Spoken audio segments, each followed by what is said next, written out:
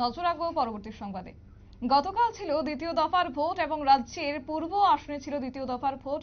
বলা যায় তপশিলি উপজাতি সংরক্ষিত আসনে ভোট গ্রহণ গতকাল সম্পন্ন হয়েছে। তবে এক্ষেত্রে বিশেষ করে এবার পাহাড়ের সেই ভোট নিয়ে এবার দলের ভিতরে সন্তোষ প্রকাশ করলেন বাম নেতারা। জয় নিয়ে মুখে কুলুপ ইন্ডিয়া মঞ্চে। তবে পাহাড় নিয়ে কি জয়ের স্বপ্ন দেখছেন এবার রাজ্য ইন্ডিয়া জোটের নেতারা, সেই প্রশ্ন এবার রয়েছে। তবে সেই প্রশ্নের উত্তর জানার চেষ্টা করব। আমাদের সাথে রয়েছে মানুষ দে, আমাদের প্রতিনিধি, কি বলছে শুনবো। মানুষ দা, গতকাল দ্বিতীয় দফার ভোট সম্পন্ন হয়েছে এবং সেক্ষেত্রে পাহাড়ের ভোট নিয়ে এবার সন্তোষ ব্যক্ত করলেন দলের অন্দরে বাম নেতারা। তাহলে কি এবারে পাহাড় নিয়ে কোনো প্রকার জয়ের স্বপ্ন দেখছেন রাজ্যের ইন্ডিয়া মঞ্চ, কি বলবে? হ্যাঁ শতাব্দী, তুমি যেটা বললে, গতকালকে যে পূর্ব ত্রিপুরা আসনে যে নির্বাচন সম্পন্ন হলো, নির্বাচন আমরা সকাল থেকে আমাদের নিউজ ভ্যানগার্ড চ্যানেল বিভিন্ন দৃষ্টিকোণ থেকে আমরা সম্প্রচার করেছি। কোথাও বিরোধী দলের পুলিং এজেন্টের বাড়ি আক্রমণ থেকে শুরু করে বিরোধী দলের ভোটারদের বাধা, বিভিন্ন বুথ কেন্দ্রে ভোটারদের বিভিন্ন দাবি, উন্নয়নের দাবি নিয়ে ভোট বয়কট, এই সমস্ত সারা দিন আমরা 12 ঘন্টা আমরা এই সমস্ত রাজ্যের এক প্রান্ত থেকে অন্য প্রান্তে পূর্ব আসনের বিভিন্ন দৃশ্য আমরা তুলে ধরেছি। তবে একটা কথা সত্য, যেটা গতকাল রাত্রিতে আগরতলা মেলার মাঠ দর্শক ভবনে ইন্ডিয়া মঞ্চের নেতারা যে সাংবাদিক সম্মেলন করলেন, তারা কিন্তু একটা জিনিস বলার চেষ্টা করেছেন যে পূর্ব আসনের ভোট কিছুটা হলেও গণতন্ত্রের যে অধিকার কিছুটা হলেও সার্থক হয়েছে, এরকম একটা ওনারা বলার চেষ্টা করেছেন। পশ্চিম আসনে থেকে পূর্ব ত্রিপুরা আসনে ভোট প্রদান প্রক্রিয়া ভালো হয়েছে এবং সেক্ষেত্রে অবশ্যই সিপিএম রাজ্য সম্পাদক তথা আমাদের রাজ্যের বিধানসভার বিরোধী দলনেতা জিতেন চৌধুরী, উনি কিন্তু পূর্ব আসনে রিটার্নিং অফিসারকে অনেকটাই প্রশংসা করেছেন যে উনি ইচ্ছা করলেই প্রশাসন বা নির্বাচন কমিশন ইচ্ছা করলে ভালোভাবে ভোট করার উদ্যোগ নিতে পারে। সেক্ষেত্রে আবার উনি কিছুটা বিদলেন পশ্চিম আসনের রিটার্নিং অফিসার ডক্টর বিশাল কুমারকে উনি কিছুটা বিদলেন। কিন্তু সেক্ষেত্রে পূর্ব আসনের জয়ী কে হবে সেই বিষয়ে উনি এখনো কোনো স্পষ্ট ভাবে কিছু বলেননি। তবে ওনার কথাবার্তা বা ওনার বডি ল্যাঙ্গুয়েজে কিন্তু আমরা যারা সাংবাদিকতার কাজ করি বা সংবাদ মাধ্যমের সঙ্গে আমরা যারা যুক্ত বা রাজ্যের রাজনৈতিক মহলও কিন্তু কালকে ওনার সাংবাদিক সম্মেলনের যে বডি ল্যাঙ্গুয়েজ বা বলার যে ভঙ্গিমা, তাতে হয়তোবা ইন্ডিয়া পূর্ব আসনে কিছু একটা ভালো ফলাফলের আশা করছেন। না হলে কালকেই জিতেন বাবু বা ইন্ডিয়া মঞ্চের যা সাংবাদিক সম্মেলন ছিলেন, ত্রিপুরা প্রদেশ কংগ্রেস সভাপতি এবং বামফ্রন্টের চেয়ারম্যান নারায়ণ কর, ওনার তিনজনই ছিলেন। তিনজনের বডি ল্যাঙ্গুয়েজ থেকে যতটুকু আজ করতে পেরেছে রাজনৈতিক বিশেষজ্ঞরা যে পূর্ব আসনে ভোট ভালো হয়েছে, তার মানে পূর্ব আসনে ইন্ডিয়া মঞ্চের সিপিএম প্রার্থী একটা জয়ের সম্ভাবনা আছে। কিন্তু সাংবাদিকরা যখন প্রশ্ন করলেন জিতেন বাবুকে, উনি পরিষ্কার ভাষায় বললেন এখনো সেটা বলার সময় হয়নি, আমরা পরে বলবো। আবার সাংবাদিকদের একটা প্রশ্নের উত্তরে উনি বললেন তাহলে কি আপনারা পূর্ব আসনের ভোটে সন্তুষ্ট? উনি বললেন যে হ্যাঁ।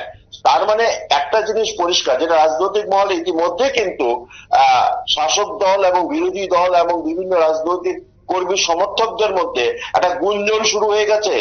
গতকালকের জিতেন চৌধুরীর যে সাংবাদিক সম্মেলন, এই সাংবাদিক সম্মেলনের কথা কিন্তু আজকে সকাল থেকেই চায়ের দোকানে চলে এসছে যে পূর্ব ত্রিপুরা আসনে কিন্তু জিতেন বাবু বলেছেন যে ওইখানে ভোট ভালো হয়েছে। এই কথা নিয়ে চুলচেরা বিশ্লেষণ চলছে, অনেক জায়গাতে তর্ক বিতর্ক চলছে।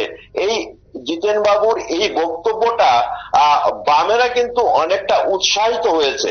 হয়তো পূর্ব ত্রিপুরা আসনে যেদিন ভোট গণনা হবে সেদিন কাউন্টিং এজেন্ট পাওয়ার ক্ষেত্রে বামেদের বা কাউন্টিং এজেন্ট দেওয়ার ক্ষেত্রে বামেরা কিছুটা হলো মানসিক ভাবে শক্তিশালী হলো।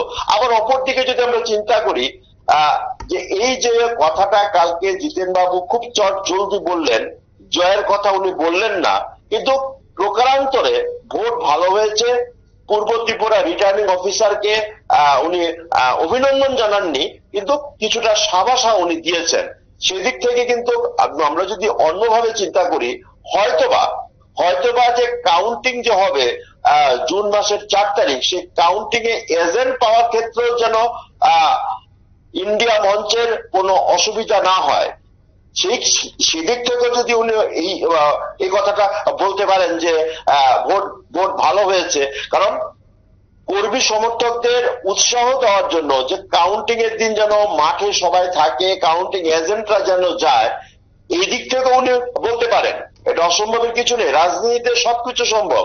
আবার যদি পজিটিভ চিন্তা করি বামেদের দিক থেকে অথবা ইন্ডিয়া মঞ্চের দিক থেকে, যে ভোট ভালো হয়েছে, এটাতে হয়তোবা তারা কিছুটা জয়ের আশা হয়তোবা ওনারা করছেন। তথাপি পরিষ্কার করে কিন্তু জিতেন বাবু বলেননি যে আমরা জয়ী হব। উনি বলেছেন ভোট ভালো হয়েছে, এবং পূর্ব ত্রিপুরার যিনি রিটার্নিং অফিসার ওনাকে অভিনন্দন জানাননি, সাবাসা দিয়েছেন।